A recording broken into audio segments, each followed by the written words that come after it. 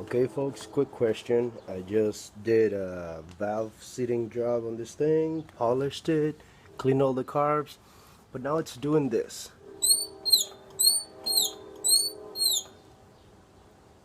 I have no idea.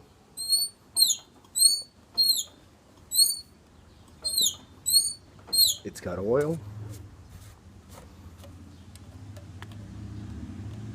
It's got a good level of oil. Well, right now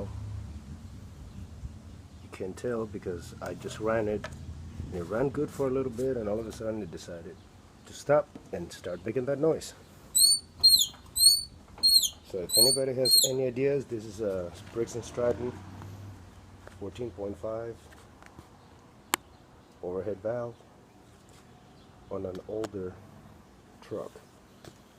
Please post and let me know what's going on. Thank you.